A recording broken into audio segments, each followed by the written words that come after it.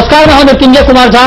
सबसे पहले बात करेंगे आज की कमोडिटी मार्केट की एक बड़ी खबर की, और खबर यह है कि अब एमसीएक्स के ब्रोकर को केवाईसी के लिए पासपोर्ट की कॉपी जमा करना जरूरी होगा। जी हां, बिल्कुल ठीक सुन रहे हैं। यानी अगर आप एमसीएक्स के ब्रोकर हैं तो आप केवाईसी के नियम को फुलफिल करने के लिए आपको पासपोर्ट की कॉपी जमा करनी होगी।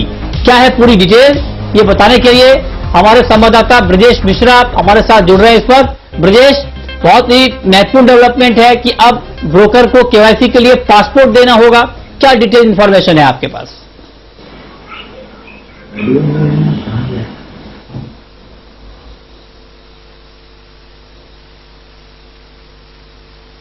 ब्रजेश, मेरा आपसे सवाल यह है कि ये जो सर्कुलर जारी किया गया है एमसीएक्स की तरफ से कि अब जो ब्रोकर हैं उनको केवाईसी के लिए पासपोर्ट के डिटेल्स देने होंगे, कॉपी देनी होगी, इसके पीछे मकसद क्या है और इसको लेकर के आपके पास और क्या पूरी जानकारी है?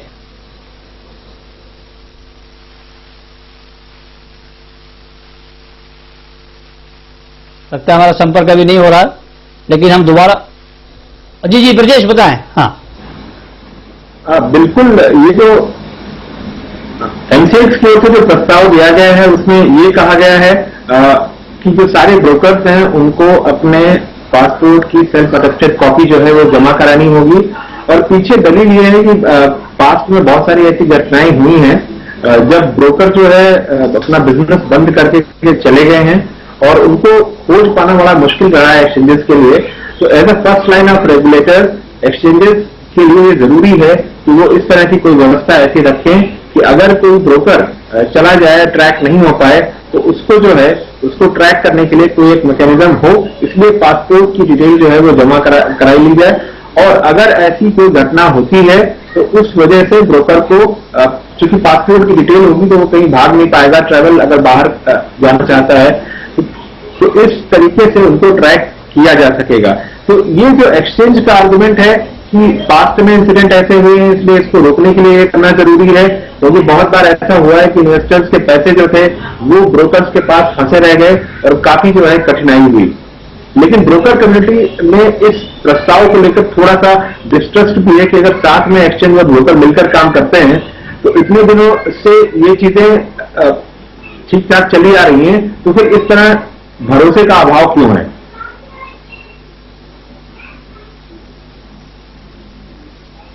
ये आपने बहुत महत्वपूर्ण बात कही कि आखिर इससे क्या मैसेज जाएगा। आप बने रहिए हमारे साथ। इस वक्त हमारे साथ फोन लाइन पर जुड़ रहे हैं सीपीएआई, जो कि कमोडिटी ब्रोकर का सबसे बड़ा संगठन है, उसके पास्ट प्रेसिडेंट हैं बीके सभरवाल साहब, और अभी भी एक्टिवली जुड़े हुए हैं सीपीआई के साथ।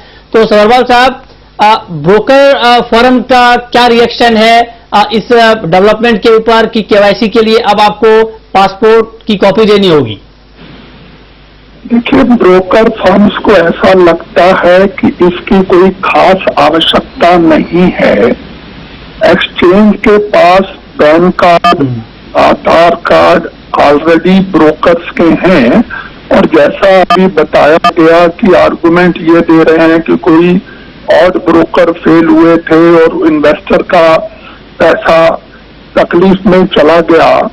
सच्चाई यह है कि ये बहुत ही टोटल 1000 मेंबरों में से 1 या 2 के साथ हुआ, और वो भी कोई ट्रेसेबिलिटी की कोई खास तकलीफ नहीं हुई है।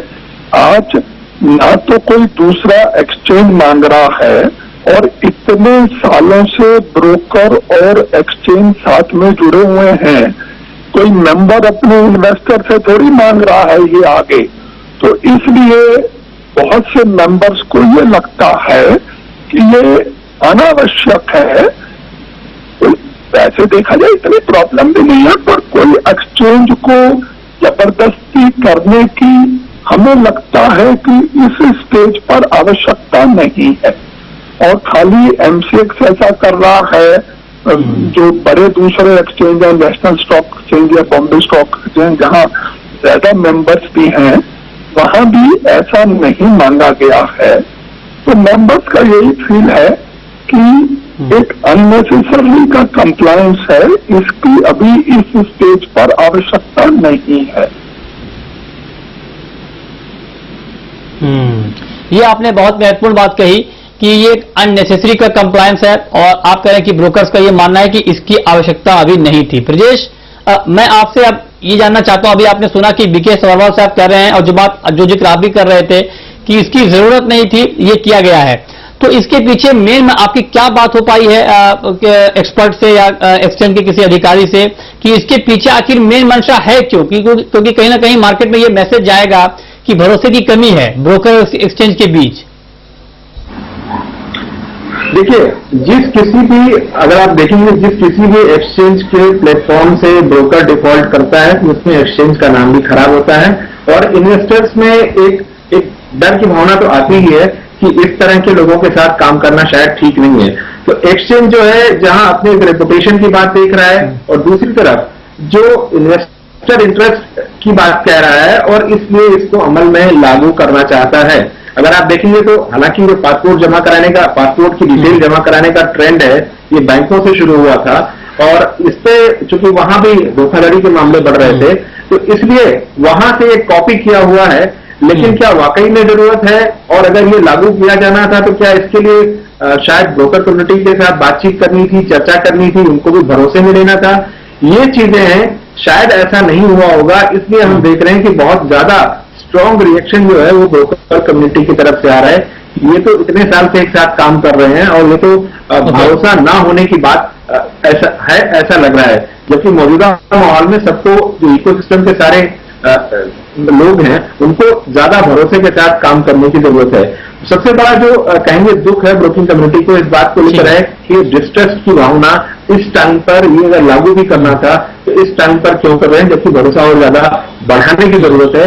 लेकिन एक्सचेंजेस को शायद ये लगता है कि ये टाइम ऐसा है कि किसकी स्थिति कब खराब हो जाए किस ब्रोकर की ये कहा नहीं जा सकता, क्योंकि रिस्क बहुत ज्यादा मौजूदा माहौल में बढ़ा हुआ है। तो इसलिए शायद एक्सचेंज इसको जल्दी से जल्दी लागू करना चाहते हैं।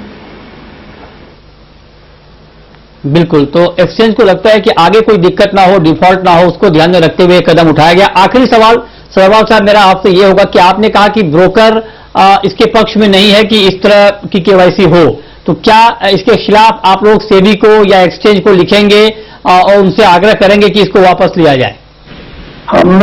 हमने ऑलरेडी एक्सचेंज को लिखा था।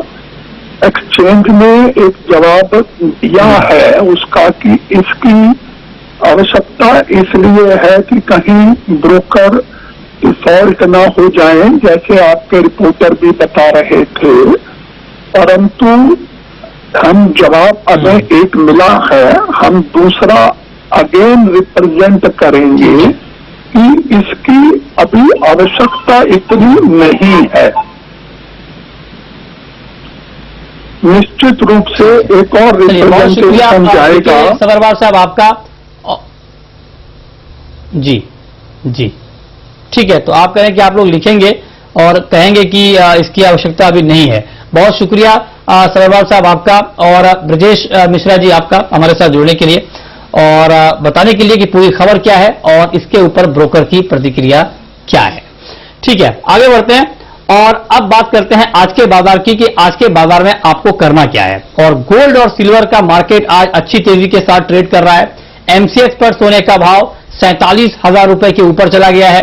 चांदी का भाव भी 49,000 की दहलीज पे खड़ा है। तो अच्छी तेजी के साथ आज बुलियन मार्केट में ट्रेड हो रहा है।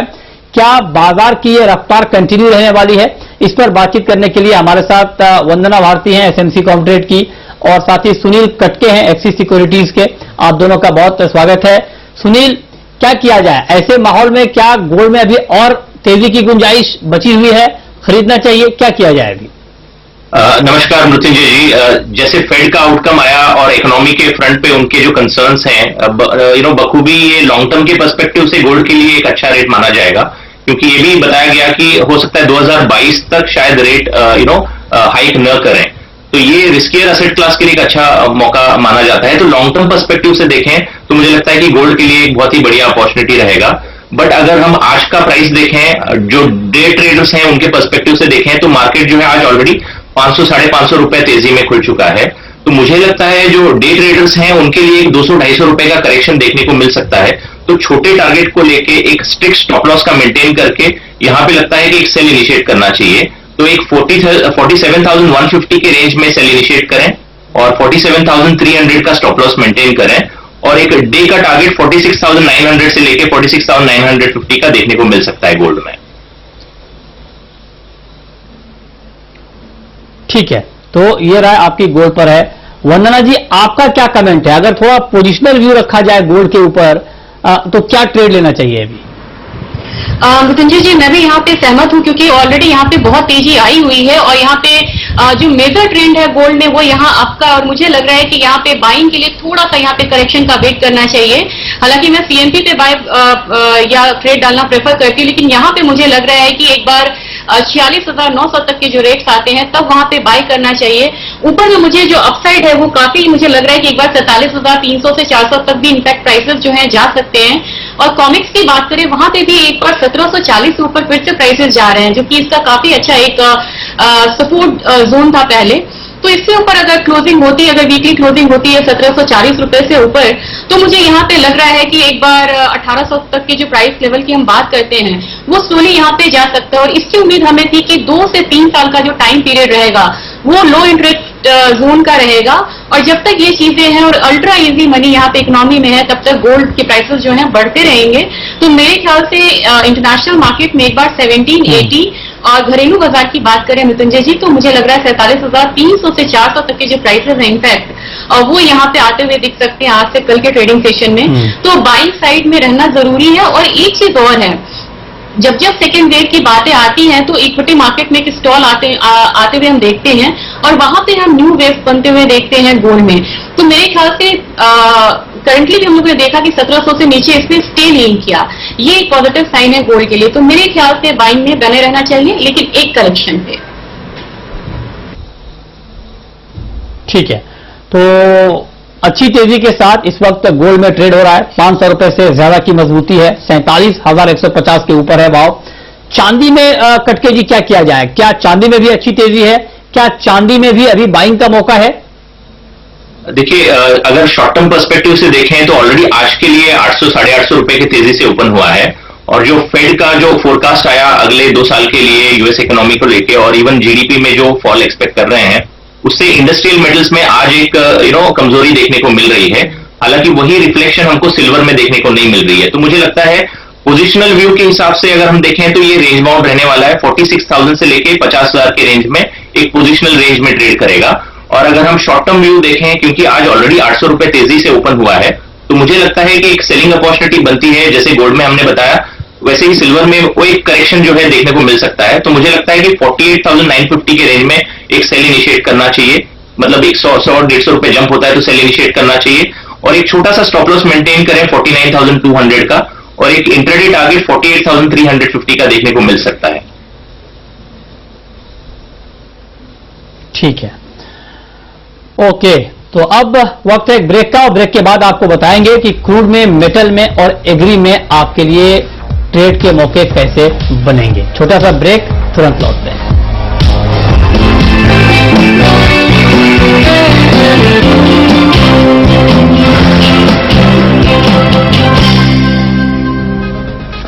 ब्रेक के बाद भी आपका स्वागत है। अब बात करते हैं कच्चे तेल की, क्रूड की।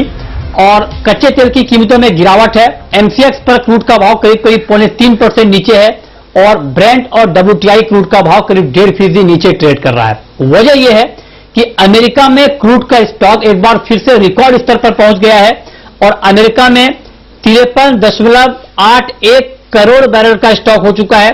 पिछले हफ्ते जो अमेरिकी ऊर्जा विभाग की रिपोर्ट आई है, जो सरकारी रिपोर्ट होती है अमेरिका में क्रूड के स्टॉक की, उसके मुताबिक 57 लाख बैरल का इजाफा स्टॉक में लास्ट वीक हुआ है। उसका हम बड़ा इंपैक्ट प्राइस के ऊपर देख रहे हैं। और फेड ने जो इकोनॉमी को लेकर चिंता जताई है, उससे डिमांड को लेकर चिंता बढ़ गई है। तो ऐसे में सुनील जी, क्या लगता है आपको, क्रूड में गिरावट और बढ़ सकती है, शॉर्ट किया जाए? जी मृत्युंजय जी, मुझे लगता है जो कल का इन्वेंट्री डेटा आया एक्सपेक्टेड से बहुत ही ज्यादा स्टॉक्स अवेलेबल है और जो फोरकास्ट भी आया है कंजम्पशन का वो कम आया है। तो हमें लगता है कि इसमें थोड़ा करेक्शन देखने को मिल सकता है। तो डब्ल्यूटीआई जो है हमको लगता है कि $35 के नजदीक तक एक बार रेंज जो है देखने को मिल सकता है। और जो इंडियन टर्म्स में M6 पे जो भाव है, मुझे लगता है कि एक बार वो 2600 के लेवल्स भी छू सकते हैं based on the current scenario. तो इंट्राडे ट्रेडर्स के लिए भी मैं यही बोलूंगा कि एक 15-20 रुपए के जंप पे सेल इनिशिएट किया जा सकता है इंट्राडे के पर्सपेक्टिव से। तो 2900 के रेंज में सेल इनिशिएट किया जा सकता है, 2945 का एक स्टॉप लॉस मेंटेन करें और 2820 तक का एक टारगेट जो है हम देख सकते हैं इंट्राडे लेवल्स में। ठीक है, ओके, तो ये राय आपकी है क्रूड के ऊपर कि क्रूड में अभी करना क्या चाहिए। वंदना जी, मेरा आपसे सवाल होगा नेचुरल गैस को लेकर। नेचुरल गैस में कुछ अभी ट्रेड करना ठीक है या अवॉइड किया जाए इस काउंटर को? मृत्युंजय जी, क्रूड में गिरावट है और मुझे लग रहा है कि $40 से ऊपर स्टे करना थोड़ा मुश्किल रहेगा अभी इसके लिए। सऊदी से इंपोर्ट भी काफी किया था अप्रैल मंथ में यूएस ने, उसका भी इम्पैक्ट आते हुए दिखा था यहाँ पे। मेरे ख्याल से थोड़ा सा नेचुरल गैस में भी इसका जो इम्पैक्ट होगा वो आएगा। हालांकि ये कमोडिटी थोड़ी सी डिकपल होकर ट्रेड करती है क्रूड से, लेकिन मुझे लग रहा है कि एक शॉर्ट ट्रेड यहाँ पे बनता है। 135 पे सेल करके 132 का यहाँ पे टारगेट रखना चाहिए, 136.5 का एक स्टॉप लॉस रख के इसको ट्रेड करना चाहिए। मेरे ख्याल से 2-3 रुपए तक की जो गिरावट है वो यहाँ पे आ सकती है। ठीक है, ओके।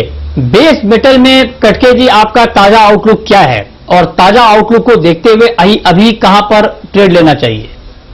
जी, मुझे लगता है कि कॉपर में हमें एक अच्छा तेजी देखने को मिला है। अगर हम देखें तो पिछले 5 महीने में हाईएस्ट प्राइस पे ट्रेड हो रहा है। इसका कारण यही है कि एलएमई पे अभी अच्छा डिमांड या डिलीवरी होना शुरू हो गया है। जैसे अभी ताजा 14,500 टन का डिलीवरी आउट हो गया, तो इसका मतलब कंजम्पशन में इजाफा जो देखने को मिला है, उस कारण से कॉपर के प्राइसेस जो है, अगर डोमेस्टिक मार्केट में देखें तो 400 रुपया प्रति केजी से लेके अभी तकरीबन 450 रुपया प्रति केजी तक आया है। और इवन एलएमए पे भी हम देख रहे हैं कि तकरीबन $5,900 के रेंज तक पर टन का प्राइस जो है ट्रेड होते हुए नजर आ रहा है। बट जो करंट इंक्रीज इन डिमांड है चाइना की तरफ से, वो कहीं ना कहीं स्टॉल होने के जैसा लग रहा है आगे चल के, क्योंकि मुझे लगता है जो स्टिमुलस पैकेजेस का जो न्यूज था और जो मतलब लॉकडाउन का हटाने का जो न्यूज था, उसकी वजह से जो प्राइस में बढ़ोतरी देखनी थी वो हमको देखने को मिल चुकी है ऑलरेडी। तो प्राइसेस मुझे लगता है कॉपर का डोमेस्टिक मार्केट में 450 रेंज में एक टॉपअप हो सकता है और यहां से एक छोटा सा करेक्शन जरूर देखने को मिल सकता है। तो मुझे लगता है डे ट्रेडर्स के पर्सपेक्टिव से देखें तो 448 के रेंज में एक बार कॉपर में सेल इनिशिएट करना चाहिए, 450 रुपया 60 पैसे का एक स्टॉप लॉस मेंटेन करें और 445 से लेके 444 का एक बार इंट्राडे में लेवल्स देखने को मिल सकता है डाउन साइड में। ठीक है, आपकी टॉपिक वंदना जी मेटल में? मुझे यहाँ पे लग रहा है कि डे ट्रेडर्स के लिए जिंक में एक बार सेलिंग का यहाँ पे मौका मिलेगा। जिंक पे सेलिंग करके चलना चाहिए, 164 के लेवल पे सेल करना चाहिए, 162 का टारगेट रखना चाहिए, स्टॉप लॉस यहाँ पे 165 का होगा।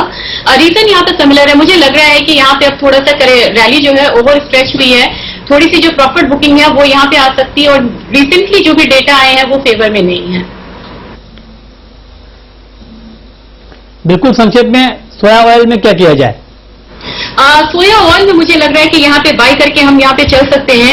828 के लेवल पे बाय करना चाहिए, 837 का यहाँ पे टारगेट रखना चाहिए, स्टॉप लॉस यहाँ पे क्रिएट करना होगा 823 रुपीज का। ओके, ठीक है। चने में बाय या सेल वंदना जी? मुझे लग रहा है कि चने में एक बार सेल करके चलना चाहिए, 4090 के लेवल पे सेल करना चाहिए, 4030 रुपीज का यहाँ पे स्टॉप लॉस टारगेट रहेगा, स्टॉप लॉस यहाँ पे होगा 4120 का। ओके, और अब वक्त है रैपिड फायर राउंड का।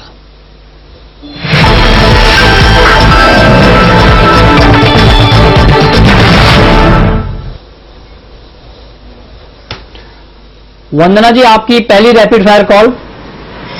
क्रूड को सेल करके चलना चाहिए 2900 के लेवल पे, 2820 का यहाँ पे टारगेट होना चाहिए, स्टॉप लॉस यहाँ पे लगाना होगा 2940 का। आपकी कॉल कटके जी। मुझे लगता है कि सिल्वर में सेल करके चलना चाहिए 48,900 के रेंज में, 49,200 का स्टॉप लॉस मेंटेन किया जा सकता है और 48,350 का टारगेट किया जा सकता है। आपकी आखिरी कॉल वंदना। मृत्युंजय जी मुझे लग रहा है कॉपर में यहाँ पे फर्दर सेलिंग आनी चाहिए, 447 के लेवल पे सेल करना चाहिए, 440 का यहाँ पे टारगेट रखना चाहिए, स्टॉप लॉस यहाँ पे होगा 450 का। चलिए, बहुत शुक्रिया वंदना जी आपका और सुनील कटके जी आपका हमारे साथ जुड़ने के लिए, बताने के लिए कमोडिटी में कहां पर कमाई के मौके बनेंगे। तो फिलहाल इस बुलेटिन में इतना ही, वक्त है ब्रेक का और ब्रेक के बाद देखिए हमारा खास शो रोज टू रिकवरी। नमस्कार।